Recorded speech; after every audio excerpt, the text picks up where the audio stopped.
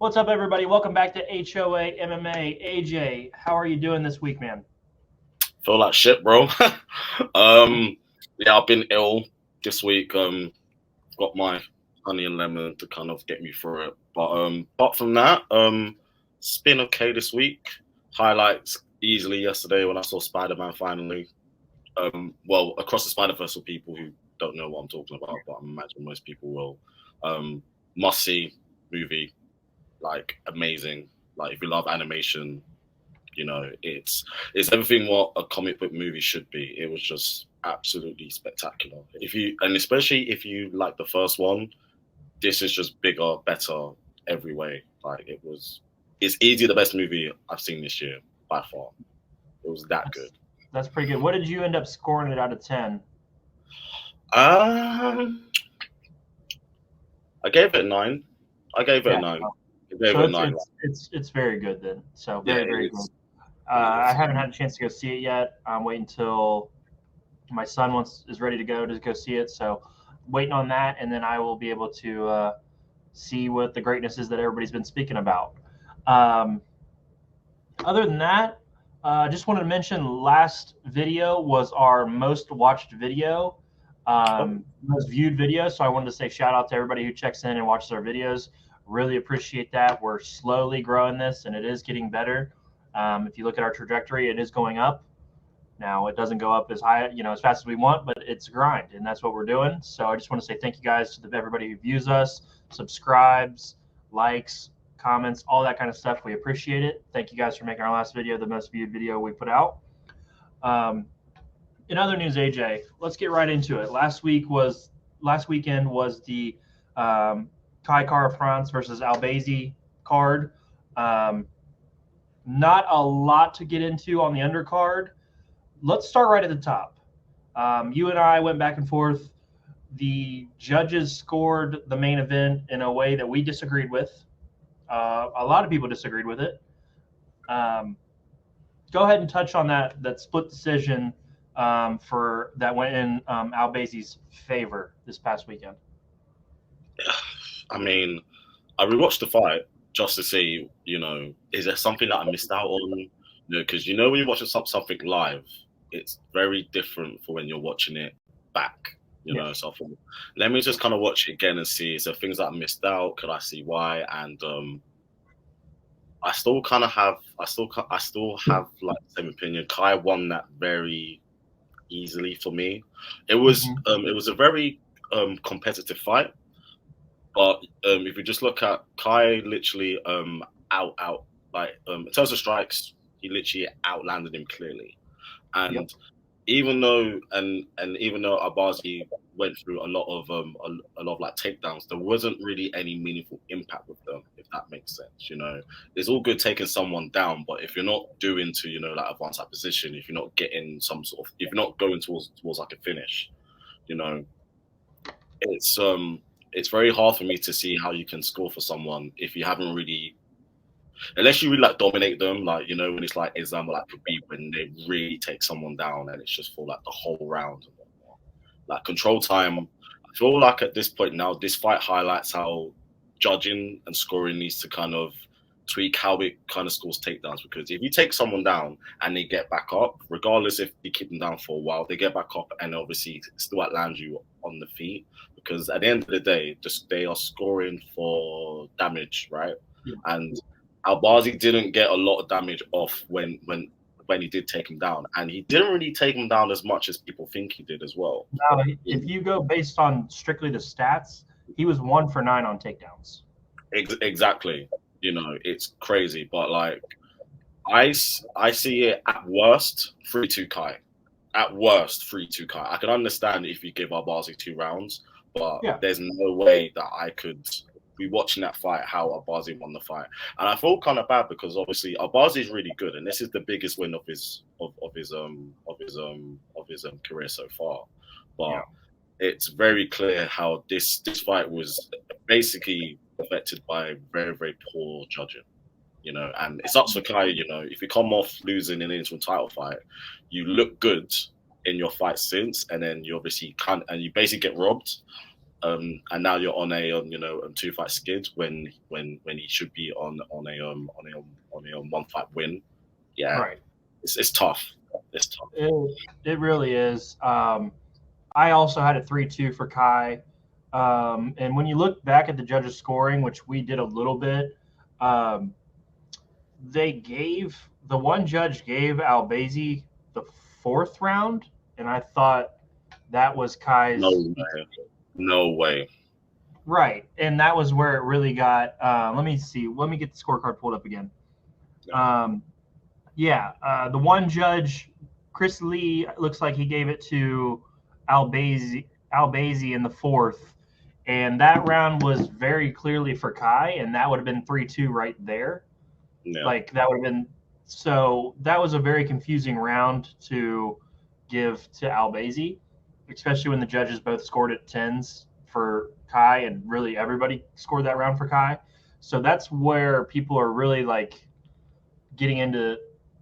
Is it time? It's time for judge reform. Like we got to fix this. We got to change this. Do you think? Now I don't remember how long Verdict's been around. I do follow them on Instagram. Do you think that it may be time to go to a similar system that they use? Yeah, because it's very clear, right now we kind of use like the 10-point boxing system in a way. And whilst, it does have its perks and uses, MMA is so diverse in terms of, what's basically there to be scored. It's very clear, there needs to be, there needs to be a scoring system kind of like tailored just for that mainly. I know that we have the unified rules, but again, kind of what I touched on earlier, they need to look at obviously how we obviously score like takedowns. If you obviously take someone down and they get back up and you don't get much damage, or like even Chinese like advanced position, right? Because a lot of people are going to say, well, no, if we do that, it's gonna like hinder like wrestlers, and like I get that, but if you're taking someone down and you get no offense off, you shouldn't be scored for that. At the end of the day, you will actually score for damage. In combat sports, you get scored for basically damage taken. In MMA, it's not just about striking. If you take someone down and you get like let's say you get like an armbar in, or you get like a Kimura in, or you get like a heel hook in, or you get like a choke in, or you're at least like advanced position to obviously get in the most dominant position. You're trying to get there, or you're trying to get like ground and pound off. That's when the takedown should be obviously scored. If I if we're competing, if you take me down and I get back up, you shouldn't be scored for that, because really and truly, you haven't really got any damage off. So, and Verdict's really good. Like I would say probably out of any kind of like media outlet, in terms of how they like score their fights, Verdict are literally like probably like they are definitely the gold standard.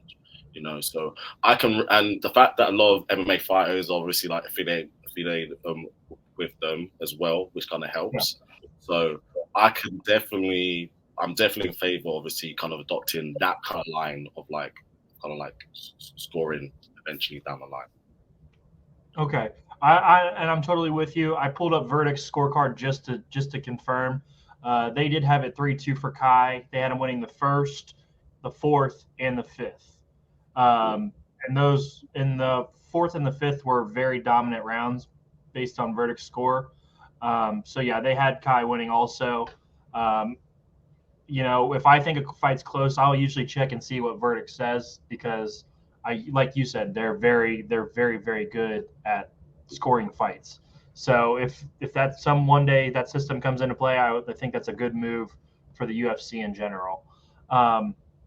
So let's get that one out of the way. We both agree we think Kai won the fight. Let's get into your guy, Bruce Leroy, gets the win over Pineda, but he felt like a pinata for a lot of that fight. Just shout out to his toughness to start. Like, holy shit, did he take a lot? Those kicks to the stomach and the ribs were just crippling, and he fought through it. I just big shout out to him, because that was a toughness display that was very, very impressive.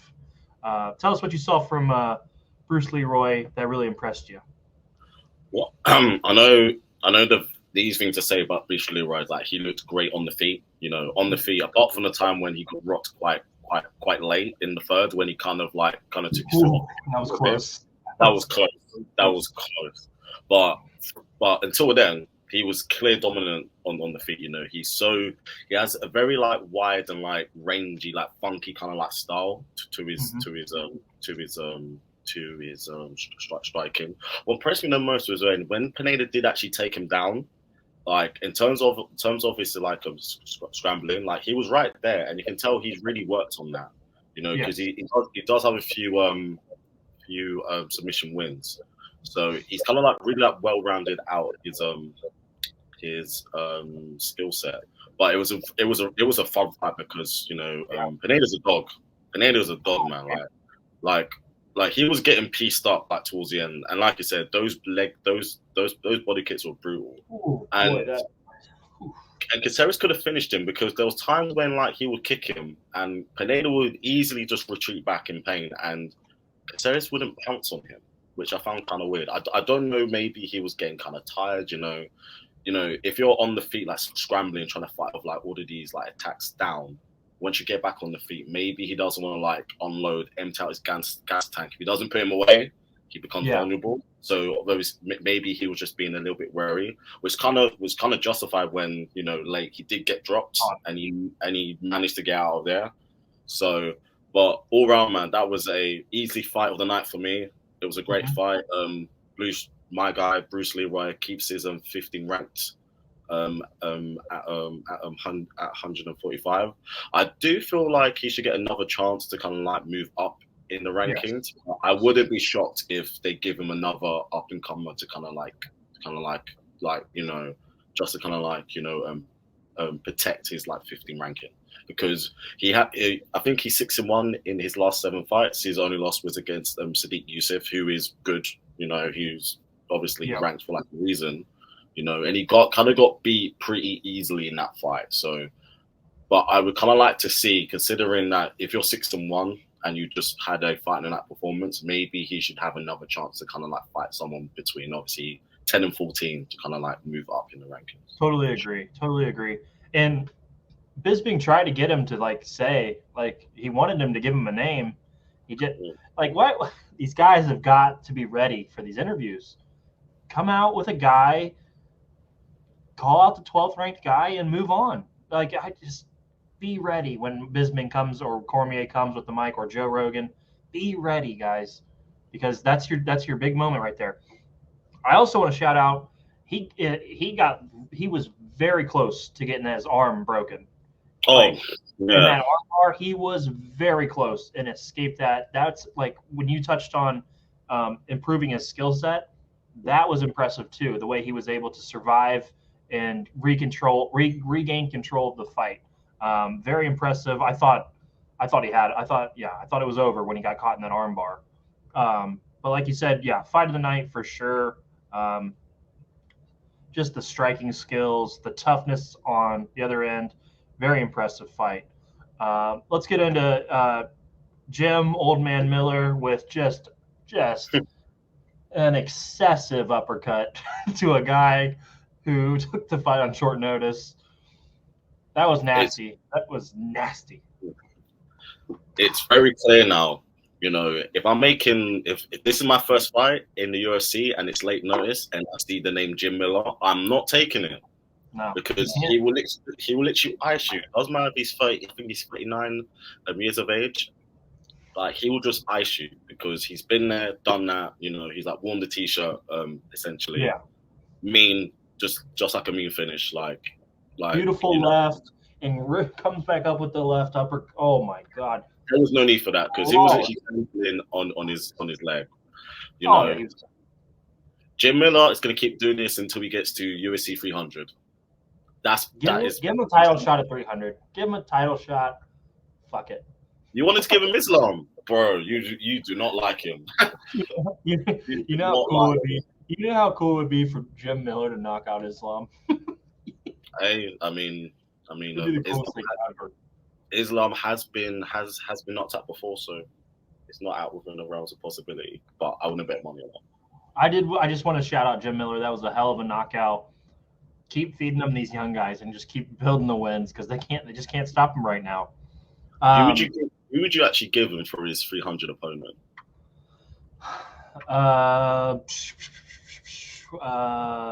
That's a great question. A lot of people are saying Paddy. But what if he beats Paddy? Like, then what? Like, yeah, like that. Like, you almost have to give him somebody who you're not trying to build around.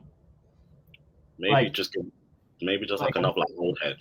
That's what I was thinking. Like, I'm trying to think who's older at lightweight right now. Because he's fought Muslim. I mean, he's already fought Clay. Like Clay Guida would have kind of made sense, but he's already fought him. He's already been Cowboy, and Cowboy's now retired. You know, maybe someone like Bobby Green, maybe. That's not terrible.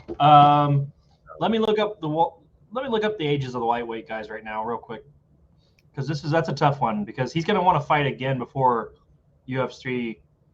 Yeah, 300. I think that's going to be early next year.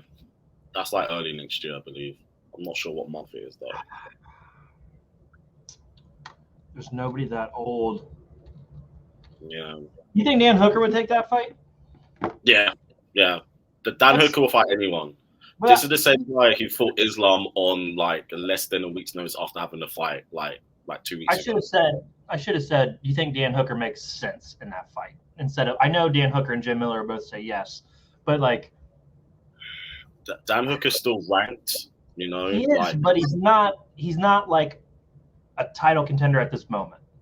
It would depend, you know, if Dan Hooker if he like loses like the next couple of fights, because I think he's facing Jalen Turner soon, who's ranked, you know. Because, you know, if he turns on and beat Jalen, he's right back in the mix. Well, at least obviously within the top 10, you know. That's true. So, the reason I say Dan Hooker is that's a name you could put him and Jim Miller on the pay-per-view card instead of like the undercard. Ooh. Or what about that was more my thought is you give them the opening night of the main card fight, and then you just stack the rest of it because that's a name you could fit on there. Oh, Jim Miller's fighting Dan Hooker to open the card or open the pay-per-view. Okay. I need to watch that. Or what about Jim Miller against Drew Dober? Yeah, I'm good with that too. I just thought Dan Hooker just a slight more name value, but Sure. But I just felt like, okay, this gets them on the main card for 300, and then you just stack the rest of the card with bangers. But so Jim Miller, keep going, man. Loving your run. I thought you were done, but just keep knocking these guys out. It's fun. So get another fight in there and then fight on 300 and ride off or keep fighting. Fuck, I don't know at this point. Yeah. That left hand is dangerous. Next fight, Tim Elliott literally takes the young man to school.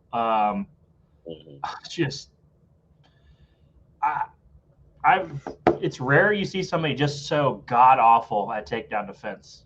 Like there was just no chance of him stopping a takedown in the fight. Tim Elliott literally did all he needed to do. Just take him down, maintain, control him, and it was over. There wasn't a lot to it. What did you think about the Tim Elliott fight? Tim Elliott did what Tim Elliott had to do. You know, he recognized very early this guy won't be able to hang with me if I was to take him down. I have a lot more experience with him. I actually picked Victor in a upset, but it just wasn't close.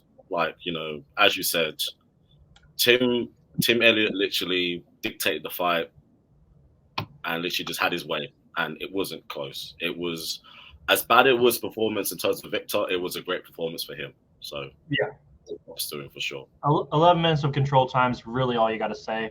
In a 15-minute fight, he controlled 11 of the minutes. So that's all you got to really say. Victor's got to work on his takedown defense. That was embarrassing. It just was really bad, really hard to watch. Let's get into the submission of the night. Pretty brutal when you watch it and then watch the replay. Silva, by all intents and purposes, popped the knee out of Souza with a what do you want to call that? A leg bar. Yeah. It's Heel just hook. It was kind of like a heel hook, but it popped the knee out, so I didn't really know how to call it. What it was, a leg, kind of like a leg bar. I don't know. probably Either say way, heel, either but way, that knee popped bad. we have a new contender for submission of the year because that was, Whew. you know, I'm a big fan of her, of Silver. I'm a big fan. I kind of feel like, you know, she keeps winning. She can really like move up there and maybe make some noise up around, you know, the top 10 and stuff eventually. But Mhm. yeah, if you go out like that and you literally run through someone, you know, like within the first round, the fight doesn't go it doesn't go like 2 minutes in, and you pop and you have a brutal, you know, win like that. All power to you, and especially against someone who's pretty good, who's pretty Yeah, solid, you know, in Souza, you know. So really, really big, totally. really big win for her. I do see like she probably has bigger fish to fry, you know, like potentially. But this is definitely someone. This is definitely someone to go and, you know, keep your eye on, especially right now when we have a brand new champion, you know, at flyweight right now. So, you know, everything's pretty much all up for grabs. So yeah, very impressive. Very impressive. Yeah. I literally just everything you just. I'm with you on all that. I totally agree. Great job by Silva. That was an impressive outing. All right, AJ. This coming weekend, we've got the return of Charles DuBronx. We got Benny getting back in there. We got Amanda Nunes, the GOAT, fighting. Uh,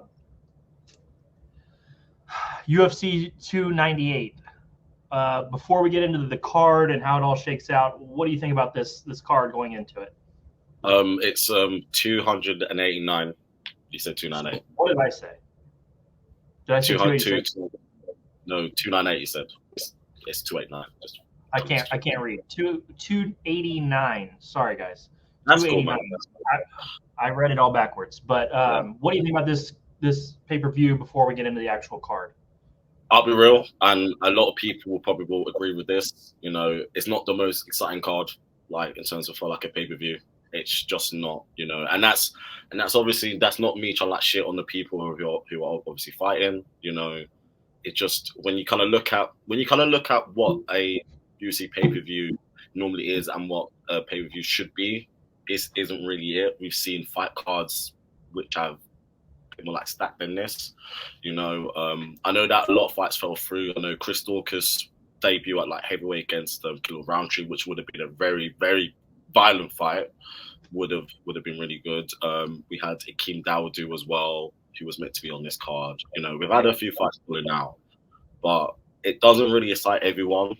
Like I'll be real, but there are more than enough solid fights, and it's very top heavy. You know, we obviously got Amanda the GOAT coming back, and then what I would consider the people's main event, Charles against Benny, Yeah, that's a good one.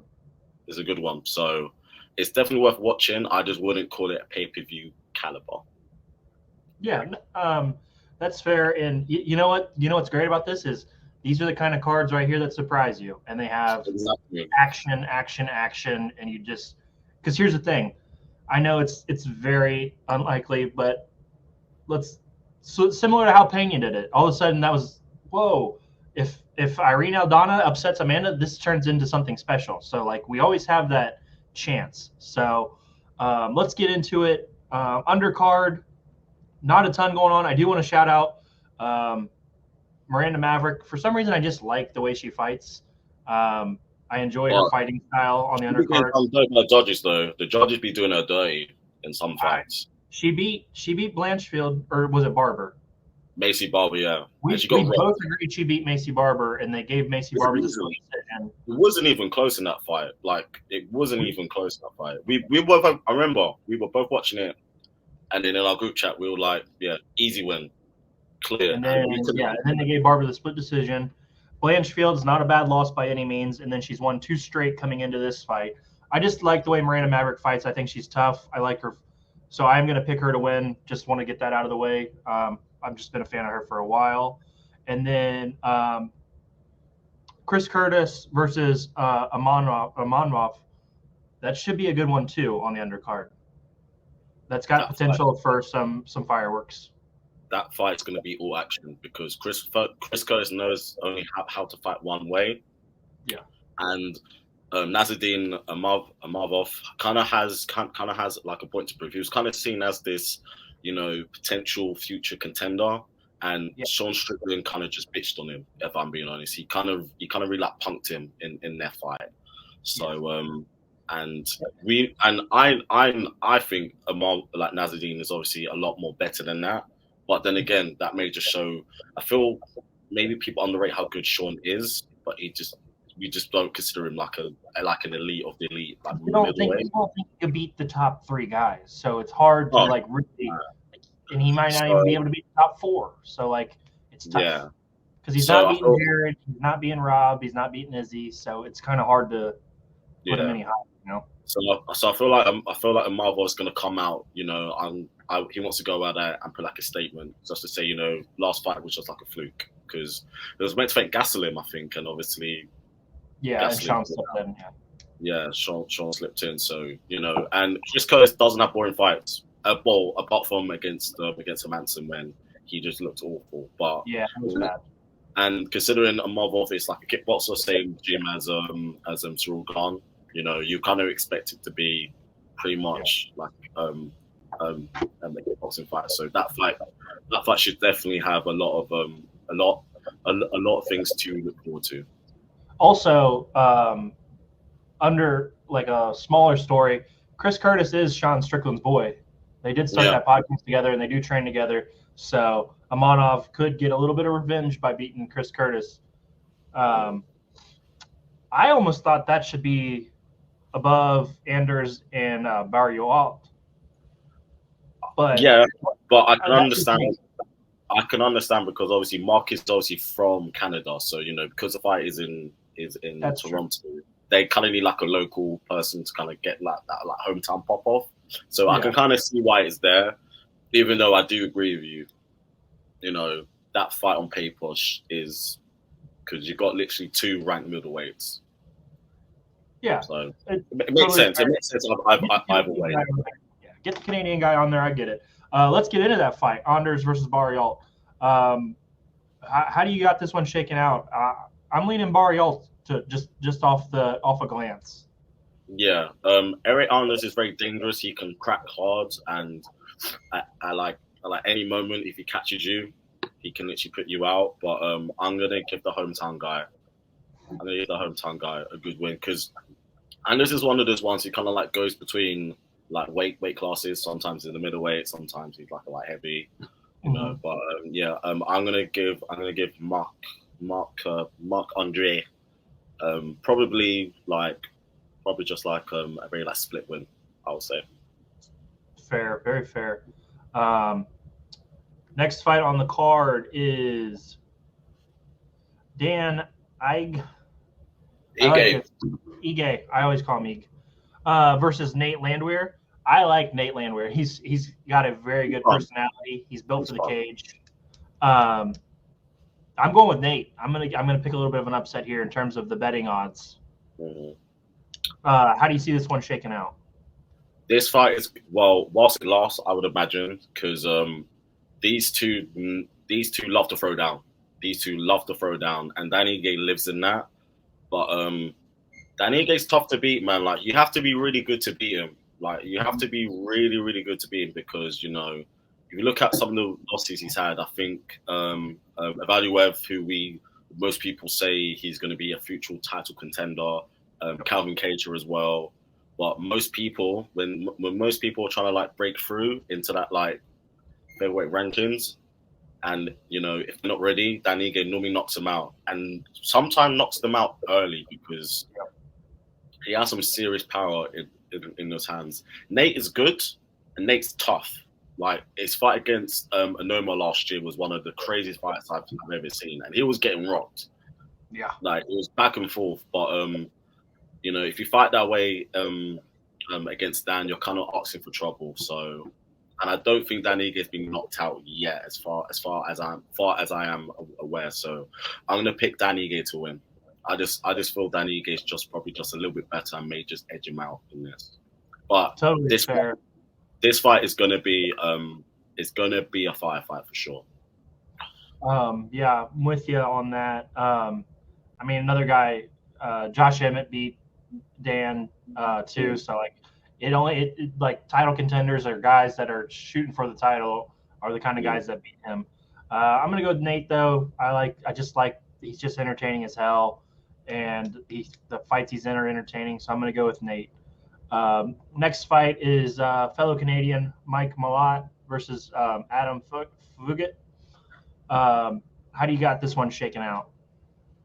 I know a lot of people are mad because it's quite high up on the card. If this fight was on the undercard, I think people wouldn't complain because this is a pretty good fight if you actually know about both people, you know. I feel like this fight is going to like surprise a lot of people. I do have Mike winning, but it's for me it is a pick 'em. It is a pick 'em. Both these guys are very good. Like both these guys are very very good. But is it worthy of being, you know, the co main event? No. Yeah. Either way, I feel like this fight is kind of like going under the radar, but I'm gonna pick Mike to win. I'm gonna go with you on that one. I got Malott to win.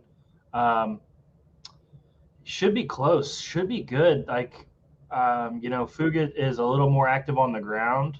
Likes to go with the takedowns.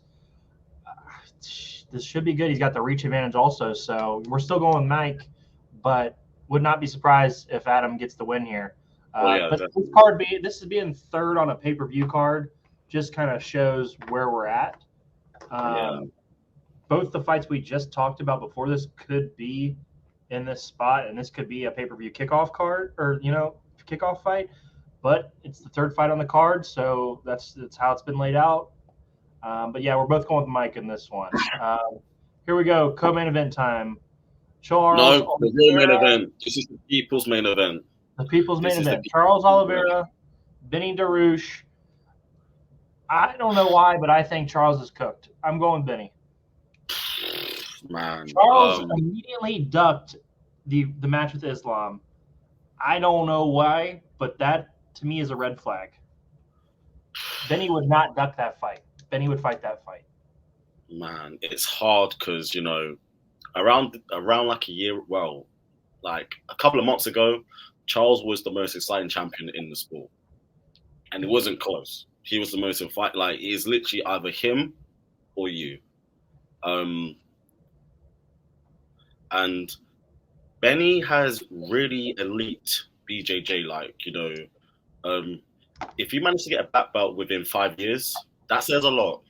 That says a lot because normally it takes people decades to even get a black belt. You know, like the fact that he got his black belt within like just within 5 years kind of shows how good he is with that. We already know that Charles is obviously the best submission artist, you know, within the UFC. Like it's very clear that we basically know that already. Benny has underrated power. You know, he can really drop people. He dropped Gamrot in their last fight against Draco Close. He literally after getting rocked himself, basically he literally put it on him. His right overhand, Charles is gonna have to watch out for that. And the thing that Charles has done recently, when people do tag him, where like he'll kind of like go down into his guard, but anyone have no problems going down into there. Kind of what, you know, like what Islam did. You know, if Charles goes down, if he gets rocked and kind of just goes straight into his guard, Benny's more than comfortable to go, I'll follow you down there, and them two can go and can take it on. This fight is going to be close because obviously Dariush is in a really good run of form. He's looked very dominant as well, which is very evident.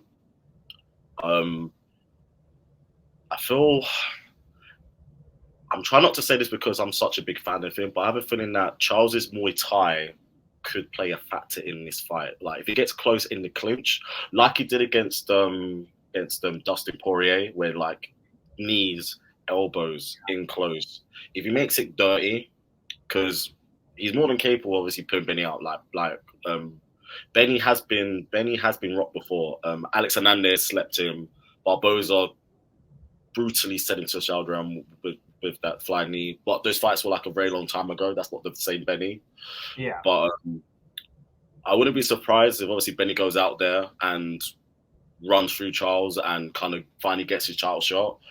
But I have a feeling that, you know, Charles is going to show that, you know, he's just not cooked yet and pull it out. So this fight is going to be fireworks. This fight won't go 3 rounds, in my opinion. I've got Charles in the second round. Okay. Yeah, I like that. I like the reasoning and everything. I'm going to stick with Benny. I just think it's his time. This is the perfect opportunity for Benny. Get this win. Go into a fight with Islam. It's right there for him. Get over the hump of Charles and take that title shot that he's been working so hard to get since. I mean, like you said, he's been on this run since he got beat by Barboza pretty much. After that, he's been like 9-1 or 10-1 since then. So, I mean, that was 2017. So he's not lost in a long time. Yeah, Hernandez was in 2018. So he's been on this run for 5 years now. Of 2, 4, 6, 8 wins in a row since then. So he's definitely in tip-top form. This should be a really great fight, like you said. I'm going to go Benny. You're going to go Charles. Let's get into the main event. We got Amanda Nunes versus Irene Aldana. First and foremost, Mexico has been on a crazy run in the UFC recently. Crazy. I'm going to go with Mexico. Wow. It's fun to pick against Amanda because you know she's going to win. So if you get it right, you look great. So I'll pick Irene with the mindset that she gets knocked out in the first round. Well, I will say this: I prefer this fight over the Pena trilogy. Well, you just hate Julia Pena. It's been personal for you for years since she wouldn't go out with you. No. Please. It's a lot more competitive fight for me. You know, I know that obviously Pena got that win, like firstly, and like shook up the world. But then Amanda looked awful. That was like the worst Amanda's looked in like 10 years. Yeah. Amanda comes back in the second fight, makes it not close. I don't respect people who run and punch with their eyes closed, bro. That is unforgivable. That's unforgivable. You can't run in a world title fight with your eyes closed. It was a bad camera angle. Nah, man. Nah. We saw that in 4K, bro. We saw that in 4K, man. But just one bad camera angle, and this is how you're gonna treat her. But yeah, Amanda came out and kind of showed that she's levels above her. Like I think there was like 10. I think there was like 3 10-8 rounds scored in favor of her. Yeah. She literally put her down, even though it was very like safety first. She wouldn't go into Pena's guard because of what happened last time.